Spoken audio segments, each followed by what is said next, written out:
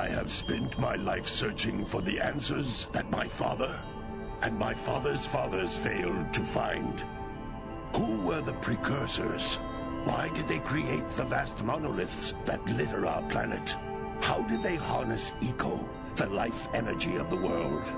What was their purpose? And why did they vanish? I have asked the plants, but they do not remember. The plants have asked the rocks, but the rocks do not recall. Even the rocks do not recall. Every bone in my body tells me that the answers rest on the shoulders of a young boy.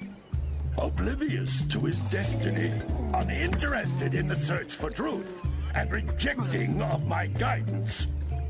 And why would he want to listen to old Samus the Sage anyway? I'm only the master of green eco, one of the wisest men on the planet. So it seems the answer begins not with careful research or sensible thinking.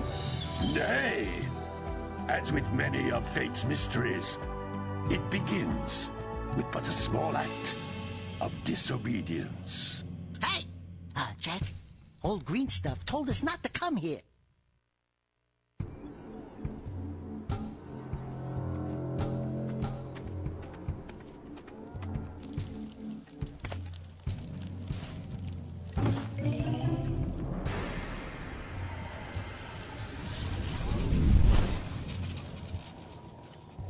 Continue your search for artifacts and eco.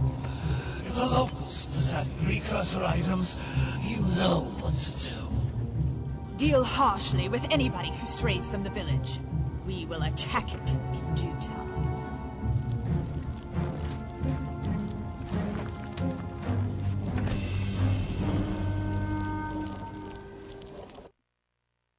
What are we doing here anyway, Jack? This place gives me the creeps.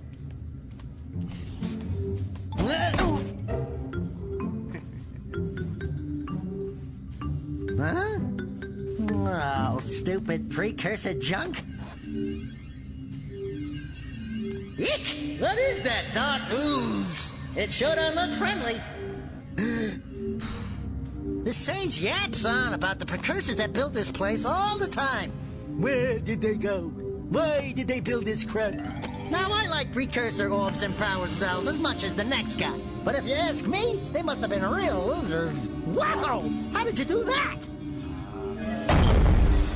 I think we're in trouble!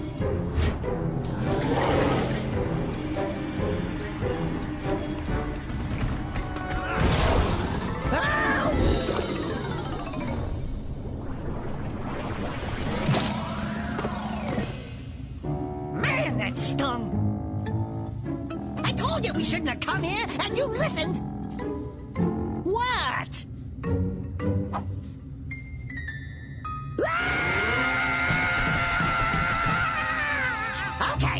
Okay. I'm fine.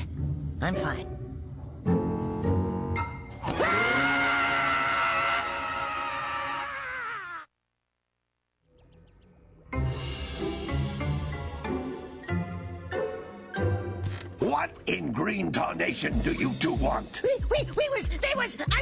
Don't tell me!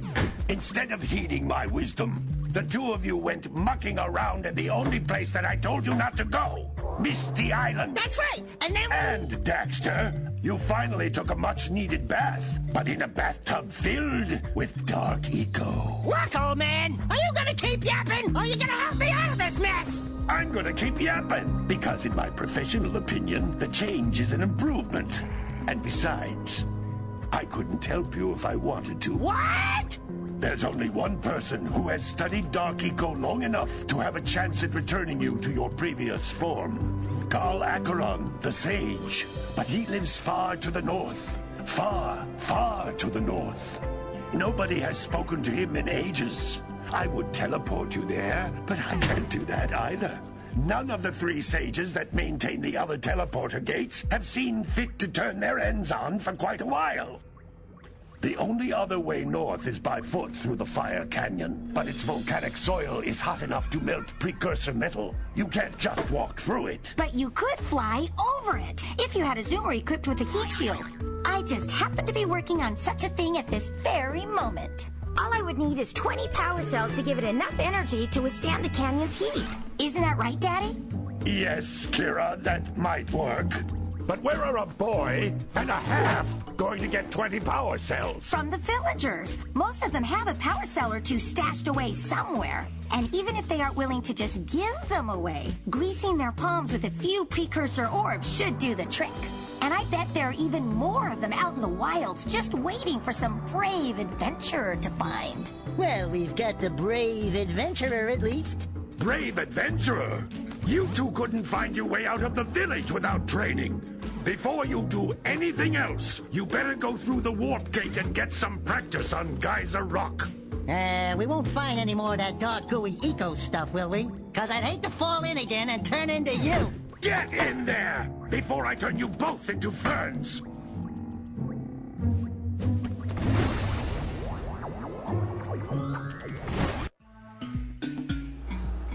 What was that dude's problem with ferns? I like ferns. Hello and welcome to Let's Play Jak and Daxter on the PlayStation 2. Sorry about that freakishly long cutscene, but, you know, sometimes games just have those. I really didn't feel like I should have intruded inside the, character's dialogue and, made things all very complicated and stupid, and my controller's kind of acting up weird. Anyway, training area. Let's rock! This device is a communicator. With it, my father and I can give you advice at any time during your quest. Freakishly convenient.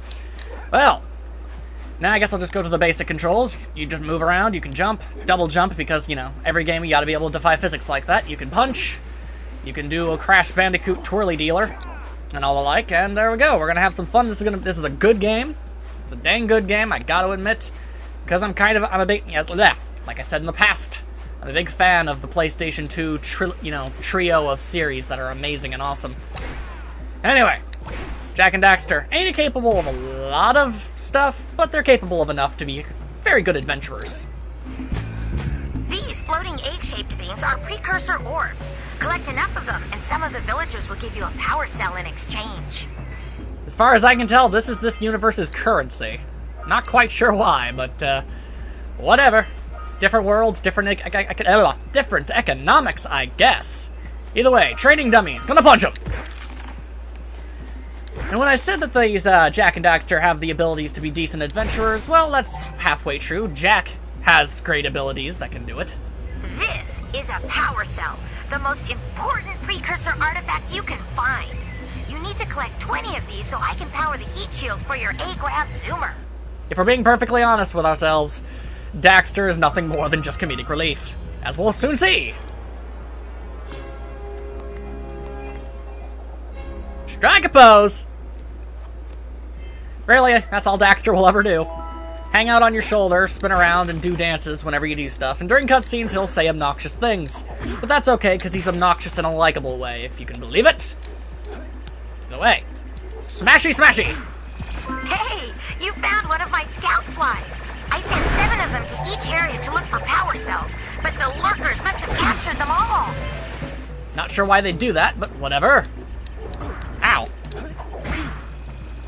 For some reason, they can do it's kind of, Jak can kind of do a ground pound, but it's with his arms, so honestly, it really seems like he should be breaking something every time he does that.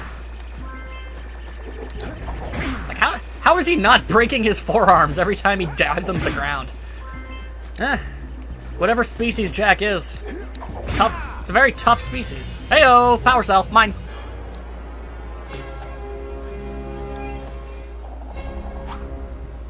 I'll give you this, Daxter. You're quite the dancer. Oh, that last scout fly had a power cell. I'll bet if you collect all 7 in each area, you can find even more power cells. Ah! I knew there was stuff down here.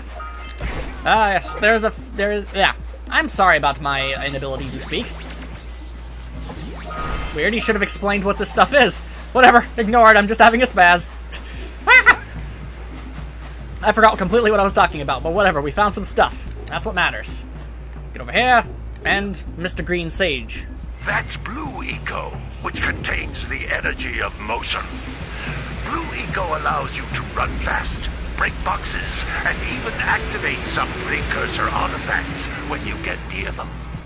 kind of odd that a mystical power of, you know, the ancestors gives you the magical ability to break boxes. Notice how each blue eco cluster you pick up increases the time you can use its power. Very good. I feel amazing. Non-stop power. Oh, it's gone. Now I'm sad. Whatever. For some reason, it takes forever for him to explain what the green stuff is, but that's your health. That's green eco. Heyo! That was pretty cool. You have to collect 50 pieces of green eco in order to get another piece of your health back, which will bite me a lot in this game, let me tell you. It didn't break. Okay. This is a precursor door. It can only be opened by approaching the door while channeling blue eco through your body. A little odd, but okay. Not sure why there's a door specifically designed for that sort of thing, but whatever, I'm not an ancient. That's a blue eco vent. More concentrated than the floating clusters. This vent will give you a full charge of blue eco, letting you use it for the maximum time. Well, then we're lucky it's right next to this door, now aren't we? Onwards! With my crazy blue charge powers of death! Free thing!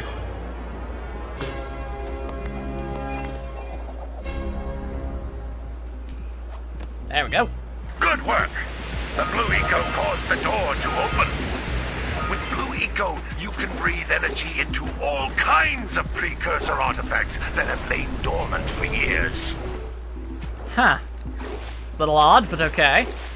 Anyway, as we saw in the previous cutscene that I chose not to speak over, we've pretty much got our objective. Gotta get a bunch of our power cells all together, so we can give it to that woman who wears an outfit very disturbingly accurately to the same outfit that Misty wore in the Pokemon cartoon. Anyway, we'll give it to her, and she'll make some sort of motorbike, and then we'll be able to go venture forth and talk to a guy. Those little green balls of energy on the ground are a type of eco. Pick up 50 small green ecos, or one big green one to increase your health. And once we talked to said guy, perhaps we will be able to get him to help turn Daxter back into his previous form, which, if you ask me, kind of looks like a rabbit or a chipmunk or something. It's kind of weird. Jump once, then jump again in the air to reach even higher ledges. Yeah, I kind of was already using that already. Don't know why you're saying it now.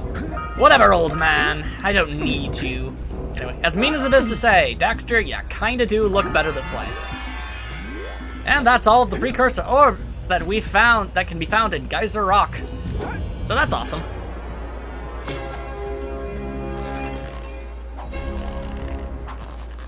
I have to wonder why Daxter was making, like, stretching leather noises. A little odd. Wait, activate the thing! Convenient elevators! The ancient abandoned elevators! Now that's just awesome. Alright, portal. Tally-ho! Yes, go!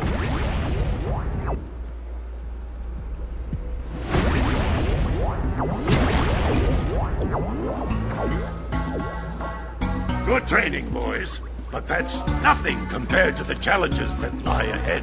Then no problem. We got the moves, eh, Jak? We'd love to stay and chat, Big Green, but we're, itching to get on with our adventures. Fine, fine. Adventure away, then. And while you're out adventuring, why don't you make yourself useful? My darn green eco-collectors are clogged up again. Head out to the far side of the beach and clear them out, why don't you? Follow the lamps. They'll take you right there. Now, all of you, get out of here! You know, Daxter, I get the strangest feeling, and, you know, don't quote me on this, but I get the most bizarre feeling that that green sage guy doesn't really like us too much. I don't know why, it's just a feeling I get. Either way, mildly short episode, but that's sort of what happens in the first episode. We gotta get all of the backstory and cutscenes and all that jargon out of the way. So, we've got our goal, we know our characters, and in the next part we're going to put it all together and start off on a very grand adventure with all sorts of crazy mystical and mojo magic things going on that I don't even know what to expect, because honestly, this is probably one of the least played games I have, but I still really like it, and I'm gonna have fun playing it for you guys, and hopefully you'll enjoy watching it. In the next part, I guess we're gonna go find some more power cells to, you know, make that motorcycle thingy, Bobertron. See you guys then!